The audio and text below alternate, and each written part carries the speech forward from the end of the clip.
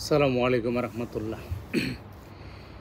ইলিশ নিয়ে যেই ধরনের সমালোচনা শুরু হয়েছে, যারা আওয়ামী লীগ করেন, আপনার আসলে কি বিবেক বলতে কিছু আছে?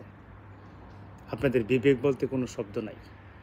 এই কারণে নাই, শেখ হাসিনা কলকাতায় ইলিশ পাঠাইতেন পুজোর উপহার হিসাবে। আমরা, আমাদের ছেলেমেয়েরা, আমাদের বাবা মা যারা আছেন, তারা ইলিশ খাওয়ার সম্ভব হতো না। আকাশচুম্বী দাম হয়ে যেত, ইলিশ চলে যেত সব ইন্ডিয়া।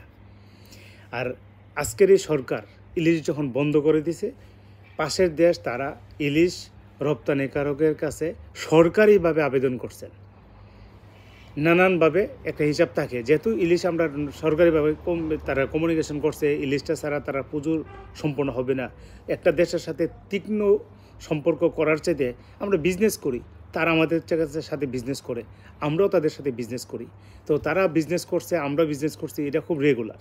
কিন্তু আমরাই এখন সমালোচনা করছি যে ইলিশ মানে ইন্ডিয়া আমরা পাচার করে দিচ্ছি, ইলিশ তাদেরকে দিয়ে দিতেছি। আপনার মিনিমাম কমন সেন্স নাই যে ইলিশটা আমরা দিচ্ছি না, আমরা ওখানে রপ্তানি করছি। তো আমদানি আর রপ্তানি দুইটা তো বুঝতে হবে।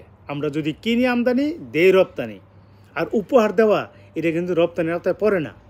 তা এখন আমরা রপ্তানি করছি, আমাদের পয়সা বাড়তেছে, পয়সা ইনকাম হবে, ওইটার খবর নাই। এখন সমালোচনা হচ্ছে দিয়ে দিচ্ছে হারি আওয়ামী লীগ। এগুলো কি মানুষ হবে আর কোনো দিন? না, এগুলো মরার আগ পর্যন্ত আওয়ামী লীগই থাকবে। আমি বোধগম্য না।